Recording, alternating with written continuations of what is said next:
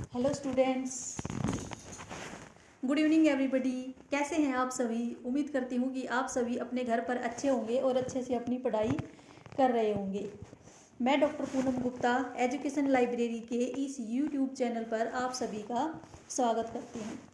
आज का हमारा टॉपिक है NPE 2020 यानी कि नेशनल पॉलिसी ऑफ एजुकेशन 2020, जो कि थर्ड पॉलिसी है एजुकेशन की। आज हम इसके बारे में डिस्कस करेंगे। तो सबसे पहले हम देखते हैं आज इस टॉपिक के अंदर हम क्या क्या डिस्कस करेंगे।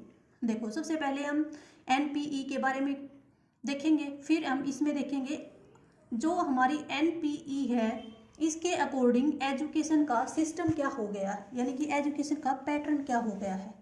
फिर इसकी मेन फीचर्स, इसके क्या क्या चैलेंजेस हैं। फिर इसमें है टीचर एजुकेशन के बारे में क्या क्या प्रावधान है। फिर मल्टी एंट्री और मल्टी एग्जिट, इसका क्या मतलब है, और अब असेसमेंट कैसे होगा बच्चों का। तो ये सब हम क्या करेंगे, डिस्कस करेंगे। तो चलिए स्टार्ट करते हैं। अगर हम बात करें NPE 2020 की, तो आप सभी जानते हैं कि ये थर्ड पॉलिसी है एजुकेशन के ऊपर। इससे पहले दो पॉलिसी और आ चुकी हैं। वो कब कब, एक बार उनको देखते हैं। देखो, जो फर्स्ट पॉलिसी आई थी वो आई थी 1968 में, और सेकंड आई थी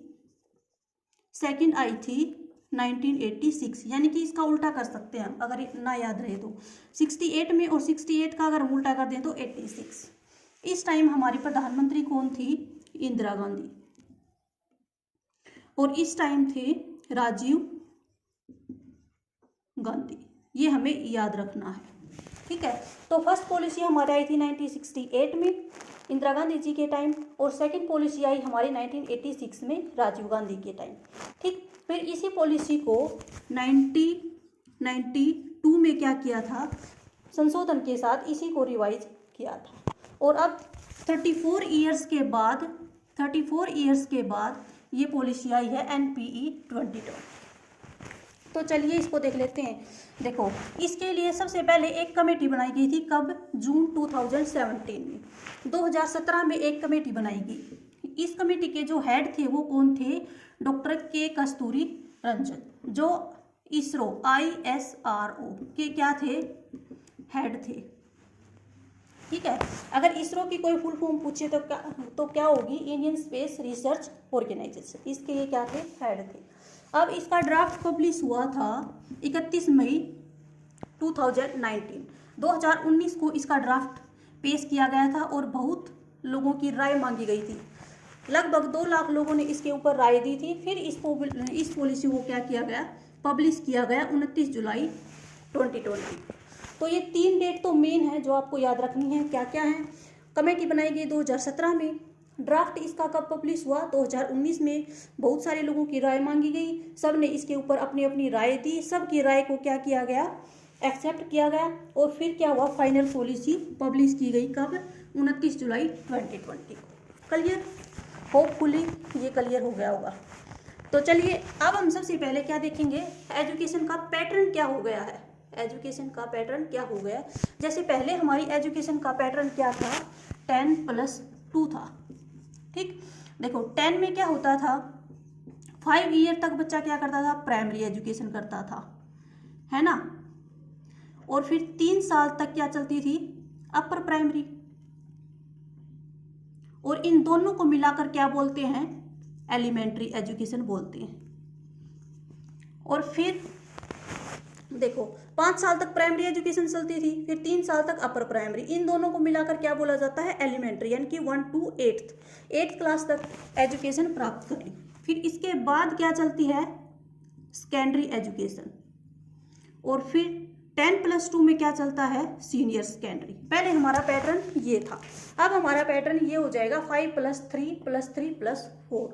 अब इसका क्या मतलब है, क्या होगा इसमें? देखो, जो 5 साल की जो एजुकेशन होगी उसका नाम रख दिया अब फाउंडेशन स्टेज। इसके बाद जो 3 साल की एजुकेशन होगी उसका नाम रख दिया प्रिपरेटरी स्टेज, और उसके बाद जो 3 साल की होगी उसका नाम रख दिया मिडिल स्टेज, और उसके बाद जो 4 साल की होगी उसका नाम रख दिया सेकेंडरी स्टेज। सबसे पहले तो तुम्हें ये नाम याद रखने हैं। पहली कौन सी है? फाउंडेशन। सेकंड कौन सी है? प्रिपरेटरी। फिर है मिडल और फिर है सेकेंडरी स्टेज। देखो अब फाउंडेशन स्टेज के दो भाग हैं, 3 साल और 2 साल। जैसे प्राइवेट स्कूल में पढ़ाई करते हैं बच्चों को, प्राइवेट स्कूल में बच्चों को हम पढ़ाई करवाते हैं, कैसे करवाते हैं, 3 साल के बच्चे को हम क्या करवाते हैं, एडमिशन करवाते हैं। फिर बच्चा क्या करता है, LKG करता है, UKG करता है और KG करता है, ठीक है। यानी कि लोअर किंडरगार्टन, अपर किंडरगार्टन और किंडरगार्टन, ऐसी पढ़ाई चलती है। उसी प्रकार से अब पब्लिक स्कूल में यानी कि गवर्नमेंट स्कूल में चलेगी। जैसे 3 साल की जो होगी ना पढ़ाई, वो कैसे करेगा बच्चा, आंगनवाड़ी के थ्रू करेगा। इसमें कैसे पढ़ाया जाएगा, प्ले वे मेथड से पढ़ाया जाएगा, ठीक। इसमें प्ले वे मेथड से पढ़ाया जाएगा 3 साल की, यानी कि LKG, UKG और KG, इसको बोला जाएगा प्ले वे मेथड से। फिर ये 3 साल कंप्लीट करने के बाद बच्चा पहुंच जाएगा फर्स्ट क्लास में, फिर सेकंड क्लास में। यानी कि 5 साल का ये पैकेज होगा कि 3 साल तक बच्चा करेगा आंगनबाड़ी से शिक्षा ग्रहण और 2 साल की करेगा स्कूल में शिक्षा ग्रहण, ठीक। तो ये है 5 साल, इसको बोलेंगे फाउंडेशन स्टेज। और 3 साल का जब बच्चा होगा ना, 3 साल के बच्चे को यहाँ पे क्या मिल जाएगी, एंट्री मिल जाएगी। यानी कि 3 साल के बच्चे का स्कूल में एडमिशन करवाना क्या है, कंपलसरी है। तो ये 5 साल की शिक्षा ग्रहण करने के बाद बच्चा कितने साल का हो जाएगा, 8 साल का हो जाएगा और वो पहुंच जाएगा 3rd क्लास में। स्टेज कौन सी होगी, प्रिपरेटरी स्टेज, ठीक। यहाँ पे फिर 3rd क्लास से 5th क्लास तक बच्चा शिक्षा ग्रहण करेगा। यहाँ भी उसको कैसे पढ़ाया जाएगा, प्ले वे मेथड से पढ़ाया जाएगा और थोड़ा बहुत उसको क्या पढ़ाया जाएगा, एक्सपीरियंस दिया जाएगा। तो ये स्टेज है हमारी प्रिपरेटरी। यहाँ पे उसकी 5th क्लास कंप्लीट हो जाएगी, 5th क्लास क्या हो जाएगी, कंप्लीट हो जाएगी। फिर पहुँच गया मिडल स्टेज पे। मिडल स्टेज में पढ़ेगा बच्चा 6 to 8, यानी कि 6th, 7th और 8th। एलिमेंट्री एजुकेशन यहाँ पे क्या हो जाएगी, बच्चे की कंप्लीट हो जाएगी एलिमेंट्री, जैसे हमारा पहले पैटर्न था 1st to 8th तक। तो यहाँ पे 6 to 8th एलिमेंट्री स्टेज बच्चे की कंप्लीट। और यहाँ पे 6th क्लास से ही बच्चे को क्या शिक्षा स्टार्ट की जाएगी, वोकेशनल शिक्षा बच्चे की स्टार्ट हो जाएगी। यानी कि उसको स्किल बेस्ड काम करवाया जाएगा, स्किल के ऊपर काम होगा। कंप्यूटर यहीं से क्या हो जाएगा, इंट्रोड्यूस हो जाएगा बच्चे के पास। फिर आगे सेकेंडरी स्टेज, इसमें 9th, 10th, 11th और 12th 4 क्लास तक बच्चा रहेगा इसमें। और यहाँ पे क्या होगा, 9th क्लास से ही बच्चा अपने सब्जेक्ट की क्या कर सकता है, चॉइस कर सकता है। जो वो पढ़ना चाहता है उसी सब्जेक्ट को वो पढ़ना चाहता है और सेमेस्टर सिस्टम यहीं से क्या हो जाएगा, स्टार्ट हो जाएगा। तो ये है अब एजुकेशन का पैटर्न। पहली स्टेज क्या है, फाउंडेशन, सेकंड प्रिपरेटरी, थर्ड है मिडल, फोर्थ है सेकेंडरी स्टेज, ठीक है। और यहाँ पर रहेगा बच्चा 5 साल तक, 3 साल की आंगनबाड़ी और 2 साल की फर्स्ट और सेकंड। फिर प्रिपरेटरी में पहुँच जाएगा 5 क्लास, यानी कि 5वीं क्लास तक यहाँ पे शिक्षा ग्रहण कर लेगा। फिर मिडल होगी 6ठी से 8वीं और सेकेंडरी होगी 9th से 12th। होपफुली ये आपको समझ में आ गया हो। चलो आगे बढ़ते हैं। अब इसकी देखते हैं मेन फीचर्स क्या क्या हैं। जो हमारी 2020 की नई पॉलिसी आई है 34 साल के बाद, इसकी मेन फीचर्स क्या क्या हैं। देखो सबसे पहले तो मैंने आपको बताया 34 साल के बाद आई है, क्योंकि हमारी पहली पॉलिसी आई थी 1968 में, उसके बाद 1986 में जो पॉलिसी आई थी, जो सेकंड पॉलिसी थी, जो राजीव गांधी जी के टाइम आई थी, उसी के बेस पर हमारी शिक्षा चल रही थी अब तक। अब इसी के अकॉर्डिंग चलेगी। देखो तो होगी ना 34 ईयर्स, तो 34 ईयर्स के बाद ये पॉलिसी आई है। इसमें सबसे पहले क्या प्रावधान किया, 10th का बोर्ड खत्म और एमफिल क्या होगी, खत्म। अब एमफिल का कोई प्रोविजन नहीं है। जैसे हम पीएचडी करते थे, पहले हम पीएचडी करते थे, तो पीएचडी से पहले हम क्या करते थे, एमफिल करते थे। क्योंकि अगर हम पीएचडी सीधे चली जाते थे पीएचडी के अंदर, तो हमें रिसर्च करने में दिक्कत आती थी। तो ये रिसर्च का क्या था, पहला स्टेप था। यहाँ पे रिसर्च बच्चे को करनी सिखाई जाती थी। लेकिन अब क्या हो गया, अब सीधी पीएचडी में एडमिशन ले सकता है बच्चा।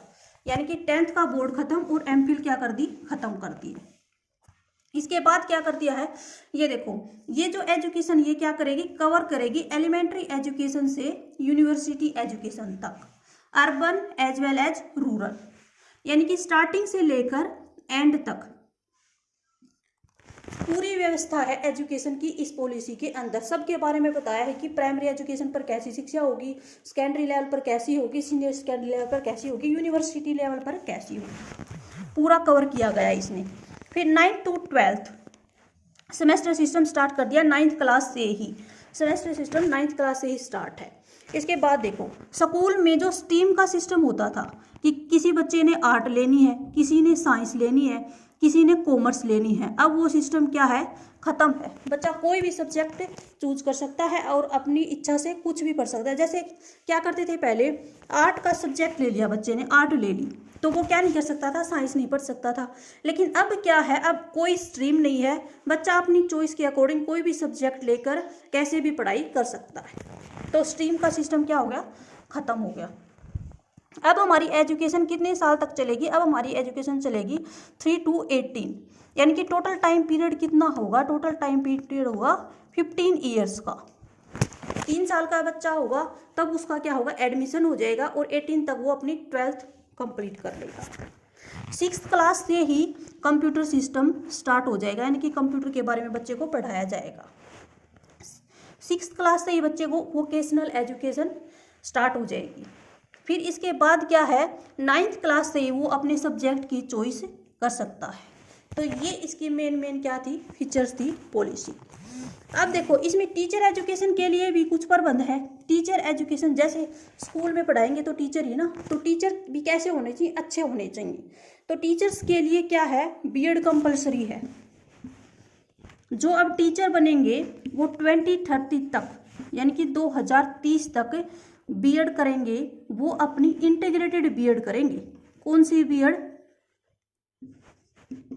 बीए प्लस बीएड, यानी कि 4 ईयर वाली बीएड कंपलसरी है 2030 तक। लेकिन ऐसा नहीं है, अगर 4 ईयर वाली बीएड स्टार्ट कर दी तो जो 1 ईयर की बीएड है, 2 ईयर की बीएड है, वो खत्म हो जाएगी। ऐसा नहीं, वो भी चलती रहेंगी। देखो कैसे, अगर किसी को 1 ईयर की बीएड करनी है तो वो कौन कर सकता है, जिसके पास पीजी है। जैसे जिसने एमए कर ली और बाद में चल के वो चाहे, चलो वो करना चाहे कि हम टीचिंग में चलते हैं, तो उसको 1 ईयर की क्या करनी पड़ेगी, बीएड करनी पड़ेगी। ये कोर्स उसके लिए अवेलेबल होगा। अब देखो किसी ने ग्रेजुएशन कर रखी है और वो बीएड करना चाहता है तो वो 2 ईयर की बीएड करेगा और आफ्टर 12th होगी 4 ईयर की बीएड। ये सब कोर्स चलते रहेंगे, 1 ईयर की भी, 2 ईयर की भी और 4 ईयर की भी। तो टीचर्स के लिए एक क्या कर दिया, सीपीडी कर दिया, यानी कि ये 15 आवर का एक क्या होगा, ट्रेनिंग होगा। 15 आवर की क्या होगी, ट्रेनिंग होगी। इसके लिए क्या होगा, सेमिनार, वर्कशॉप, कॉन्फ्रेंस, इनके थ्रू टीचर्स को क्या दी जाएगी, ट्रेनिंग दी जाएगी। ये कंपलसरी है। इससे उनको नए नए जो मेथड है टीचिंग के, उनके बारे में क्या कराया जाएगा, अवगत कराया जाएगा, ताकि टीचिंग क्या हो, फ्लेक्सिबल हो, कॉम्प्रिहेंसिव हो, अच्छी हो, एक्टिविटी बेस्ड हो। और अब देखो टीचर्स के लिए क्या है, ये HECI, higher education commission of India.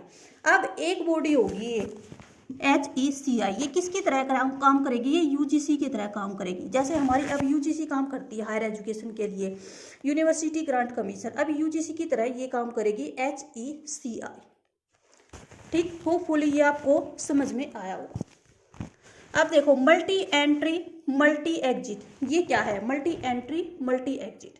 जैसे पहले क्या होता था, जैसे बच्चे ने ग्रेजुएशन में एडमिशन ले लिया और फर्स्ट ईयर क्या कर दिया, कंप्लीट कर लिया, लेकिन फर्स्ट ईयर के बाद किसी दिक्कत से वो क्या नहीं कर सका, कोर्स को क्या नहीं कर सका, कंप्लीट नहीं कर सका।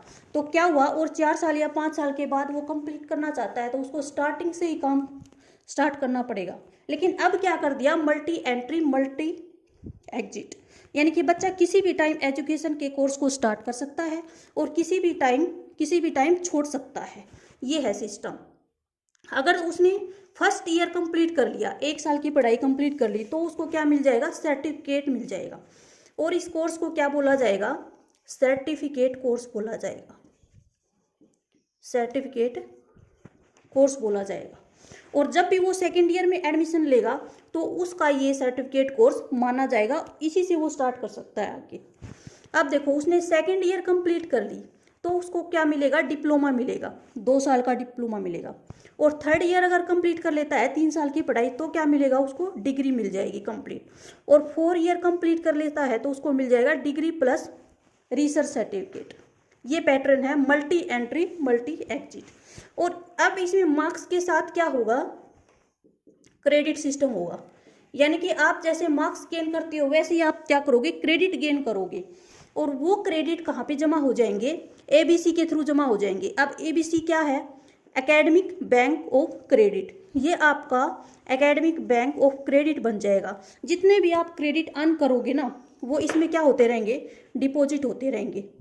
और ये क्या है, ट्रांसफरेबल है। जैसे मान लीजिए आपने एमडीयू से स्टार्ट कर दिया कुछ भी पढ़ना, बीए स्टार्ट कर दिया, और आप फिर फर्स्ट ईयर कंप्लीट करके सेकंड ईयर जाना चाहते हो आप केयू में, तो ये जो आपका एकेडमिक बैंक ऑफ क्रेडिट है ये क्या हो जाएगा, केयू में ट्रांसफर हो जाएगा एज इट इज। ये है मल्टी एंट्री और मल्टी एग्जिट। उम्मीद करती हूँ कि ये आपको समझ में आ गया होगा। चलिए आगे बढ़ते हैं। अब ये पॉलिसी तो बना दी, लेकिन इसके आगे कुछ चैलेंजेस भी होंगे। तो ये 5 चैलेंजेस मेन हैं। सबसे पहले क्या है, क्वालिटी। एजुकेशन क्या होनी चाहिए, क्वालिटी बेस होनी चाहिए। इसके बाद अफोर्डेबिलिटी। अफोर्डेबिलिटी का क्या मतलब है, अफोर्डेबिलिटी का मतलब ये है कि एजुकेशन ऐसी हो कि हर बच्चा उसको क्या कर सके, अफोर्ड कर सके। यानी कि क्या हो, सस्ती से सस्ती होनी चाहिए, अफोर्ड कर सके हर बच्चा, गांव का भी बच्चा, शहर का भी बच्चा। इक्विटी का क्या मतलब है, इक्विटी है अकॉर्डिंग टू नीड। बच्चे को ऐसी एजुकेशन दो जिसकी उसको नीड है, जो भी उसके फ्यूचर में क्या आए, काम आए। एक्सेस का मतलब है प्रत्येक बच्चे तक एक्सेस हो एजुकेशन की, यानी कि पढ़ाई के बिना, पढ़ाई से वंचित कोई बच्चा न हो, तो एक्सेस है। फिर क्या है, अकाउंटेबिलिटी। अकाउंटेबिलिटी का मतलब है रिस्पॉन्सिबिलिटी। रिस्पॉन्सिबिलिटी यानी कि इसका मतलब क्या है कि एजुकेशन की रिस्पॉन्सिबिलिटी लो, स्टेट गवर्नमेंट भी और सेंट्रल गवर्नमेंट में। क्योंकि जो हमारी एजुकेशन है वो कौन सी लिस्ट में है, वो है कॉन्करेंट लिस्ट में।